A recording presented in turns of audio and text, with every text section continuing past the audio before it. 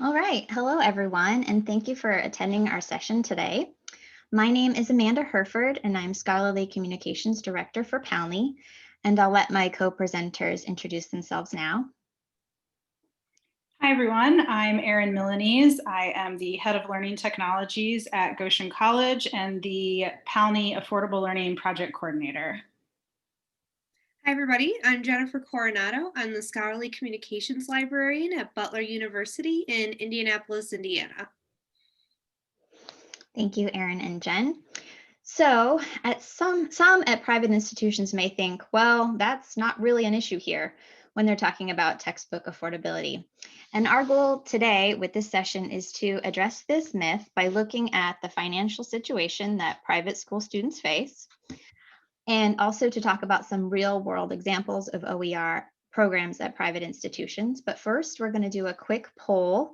We're curious, why did you choose to attend this session today? So if you want to check the chat, there should be a link there that takes you to Poll Everywhere where you can answer that question. And I'll share the results with you when they start coming in.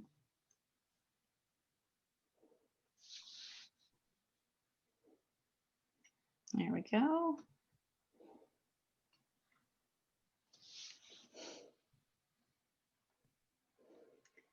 Looks like a lot of you are saying that you're at a private institution and you've encountered misconceptions about OER as well. No one says they've not encountered this problem before. Some are at public institutions, but they're interested, and some are neither in public nor private, but they're interested or other. I'll give that just a few more seconds.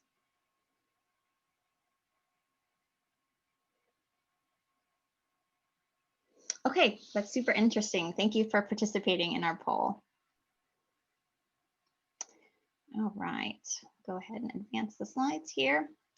So a little background about how Erin and Jen and I are connected to this topic. So we're all connected to Pownley, or the Private Academic Library Network of Indiana, which is a library consortium of 24 private and small schools across Indiana. Our largest school has around 5,000 FTE.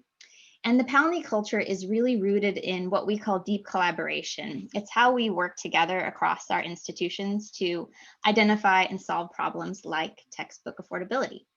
And the PalSave initiative, which I've been working on with Erin and Jen for the past 3 years, is our consortial affordable learning program. And our work is supported by a grant from the Lilly Endowment, Inc., which is an Indiana-based private philanthropic foundation. And the work that we do falls roughly into 3 categories: providing faculty workshops and a $200 stipend to faculty who choose to review open textbooks, offering $500 grants for them to redesign their courses with zero-cost materials, and collecting and analyzing our data about our efforts to convey impact to our stakeholders.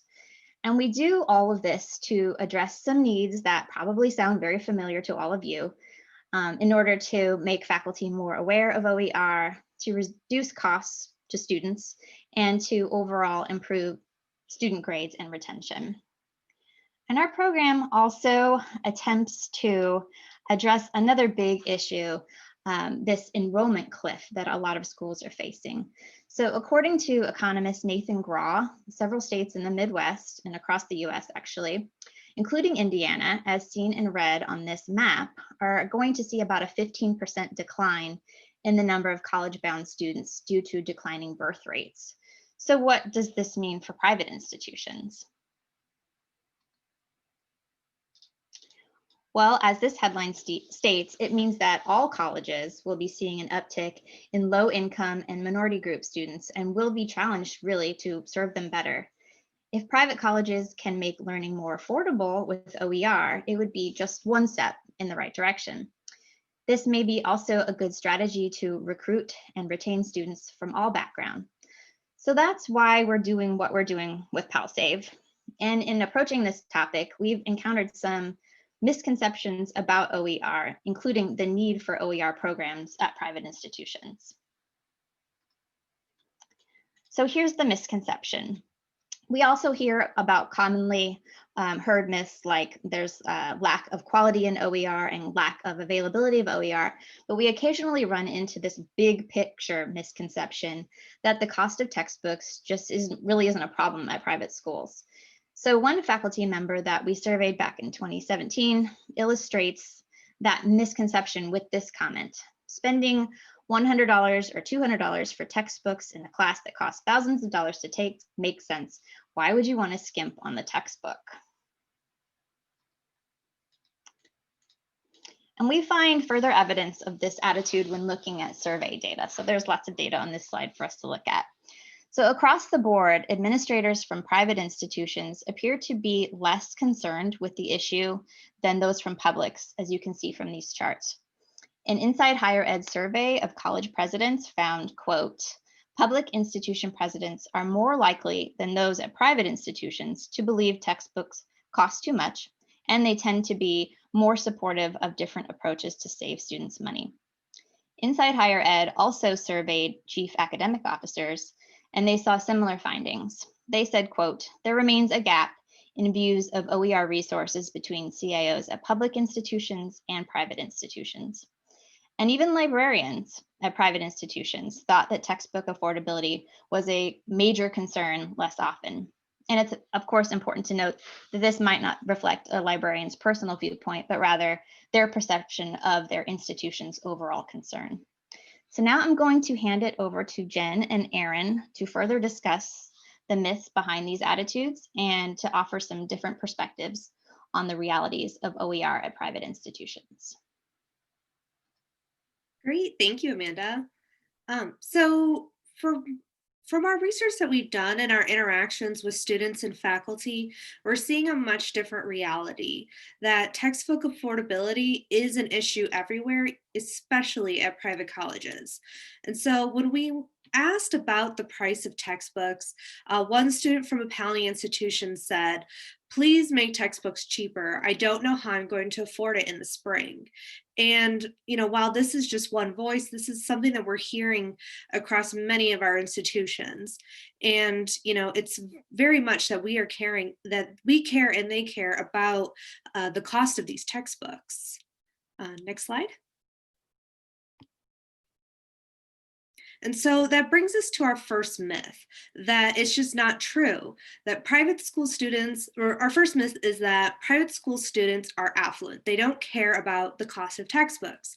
And we know that this is not true, that many private school attendees attend because of programs like financial aid, tuition discounts, loans, and scholarships. And so even well-off students don't always want to overpay for their textbooks, because while, one textbook in one class may cost $100, when you start adding that up across various classes, that burden, can really affect anybody in any sort of financial situation. Next slide. And so with our survey data from the Library Journal survey of librarians, we found that analysis from this survey showed that librarians at private schools perceived their students to be as cost conscious as those at public institutions. And so librarians at both public and private schools said that their textbook affordability was a major concern. So to librarians who are often the front lines working with students trying to access their textbooks, there was little difference between a student at a public or private school when it comes to textbook affordability. And so similarly, in a 2019 Library Journal survey, a faculty found that while slightly less than publics, the most private school faculty do consider textbook costs to be a major concern. Next slide. And so when we're looking at this chart that we have, you can see that the sticker price for attending a private school is significantly more than a public school. And so at almost $37,000, this price has doubled in the last 30 years. And so Pawnee schools are similar to this, at an average cost of $33,000, which has jumped almost 3% in a single year. this is still a very high cost.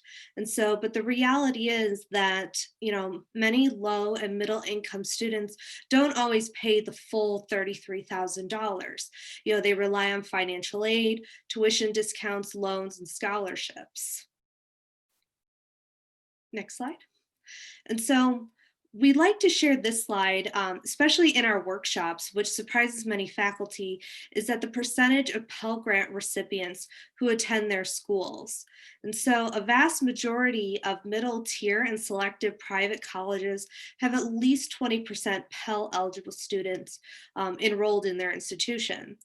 And when we last calculated, 28% of PALMI supported institutions were Pell eligible in 2016 to 2017. And so also with new Pell information that has come out, we will be looking at that and seeing those kind of numbers and seeing how they've changed with, updates to financial aid information. And so that kind of just shows that, 1 out of every 3 or 4 students comes from a family who's not considered affluent. And so, as a matter of fact, nearly 75% of Pell students come from families making less than $30K a year. And so in addition to financial aid, some less affluent students may benefit from, tuition discounts, which are being offered at an all-time high at nearly 50%. So when we kind of look at this, we kind of look at, where are the numbers coming from, and, how are our students affording to attend a private education, because it's not always just paying the bottom line for tuition. Our students go about, various avenues to making this work for them. So next slide. And so taking on loans is another way that students end up affording private tuitions. Here are some more statistics about student debt and private institutions. So we see that 75% of graduates from private nonprofit colleges have loans, which average about $32,000 in average debt. Whereas, we also have 71% of graduates from PALMI schools, they are also taking out these loans. And at, PALMI specific institutions, the average debt is about $3,200, $600. So we can see that debt is pretty, close to, across the board of private nonprofit colleges. So it's accurate to assume that all private college students are it's inaccurate to assume that all private college students are affluent and just don't care about the cost of textbooks. Many of them are able to afford a private education through alternative means. And so we can see that, private school students affording every aspect of private education is just one of the myths that we're going to cover. And so Erin is now going to talk about our next myth.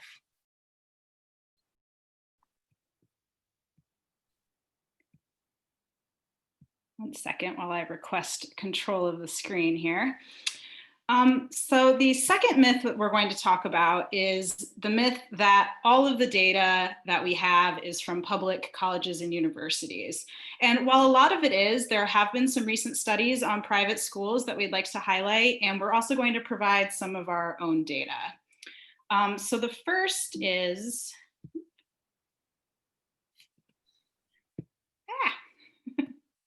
sorry, remote control always has some technical difficulties.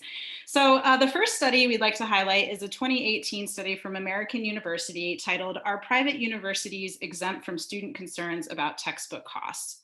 Their data aligned with studies done at public universities, finding that, quote, high textbook costs cause unwanted behavior changes in students, including not purchasing the book, resorting to illegal online downloads, and poor study habits. It goes on to say, assumptions about students' ability or willingness to purchase expensive textbooks may be unfounded.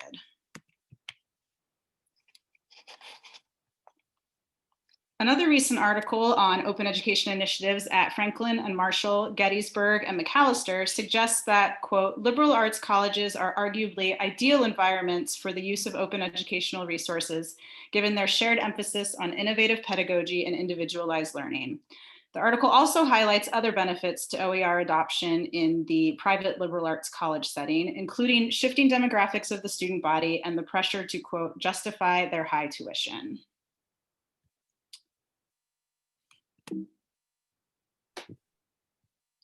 There it goes.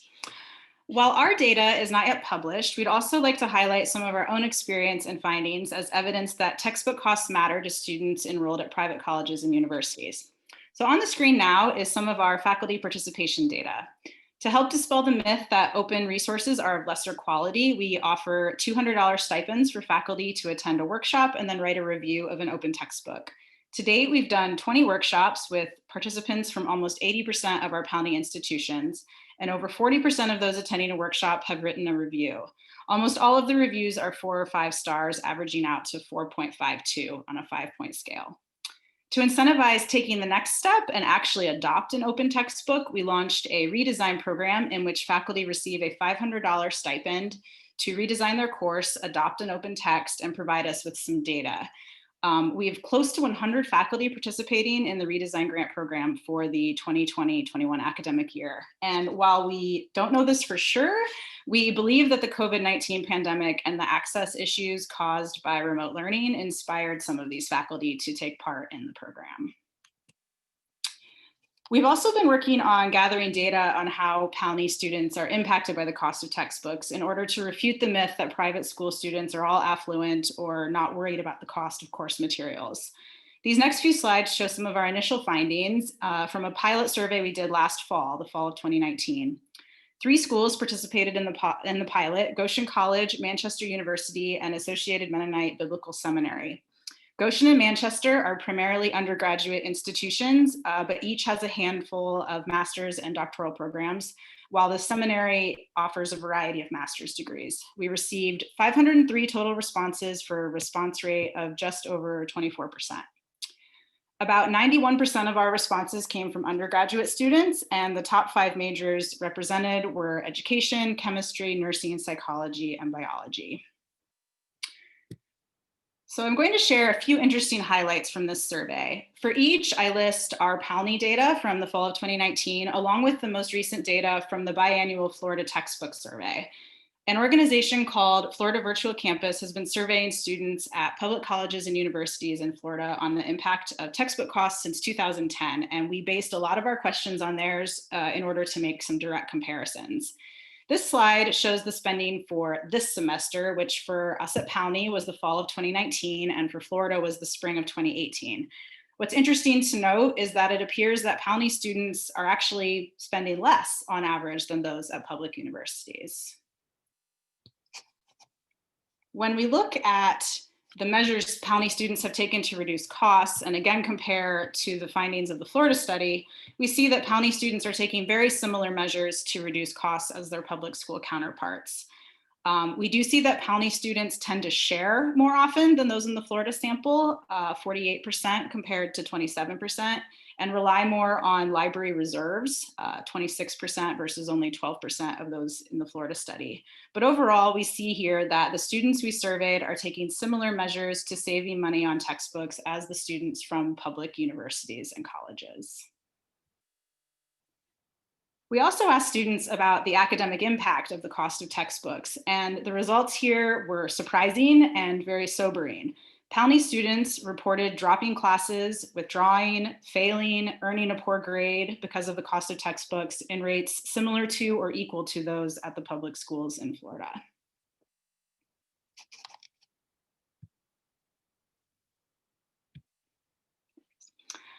I'm going to end this section on data with some quotes from our survey participants. We asked students if they had ever taken a course with an open textbook, and they responded yes. And if they responded yes, they were given a comment box to describe the impact of taking a class with a free textbook. One student stated, "I was able to eat because I didn't spend a couple $100 on a textbook," while another says that she went from earning an A, or from failing to earning an A because of the text. We also ended the survey, there we go. The survey ended with another text box for students to share any final comments with us. We got a lot of comments, many of which expressed just how much the cost of textbooks impacted their lives. One stated, "I have to work 3 jobs to pay for books and the cost of college. On top of 3 jobs, I am a collegiate athlete. It would be nice to have just 1 job and afford college, but that is not an option for me." We also had several confess to illegal activity in the comments section, saying things like, "If you make them cheaper, I'll buy instead of pirate." Deal? So handing it back to you, Amanda. Sorry about that, Erin. I just kind of jumped the gun a little bit. So to conclude, we wanted to share this quote from one of our Pownley Institution professors who really does get it. Basically, the point is that no matter where students go or how they pay for college, the cost of course materials is pretty much just a drop in the bucket, but it's the kind of cost that it is that causes them stress. Students from all backgrounds will probably experience stress because it's last minute, often out of pocket costs, and it often has negative consequences on their academic success. And of course, with the wealth of options out there, faculty should really consider OER. So if you'd like to secure buy-in for your institution, please feel free to use any of the data we've presented or consider doing your own survey in order to get your own students' perspective and to tell your story. So that is all we have, and we can open it up to questions for the last few minutes.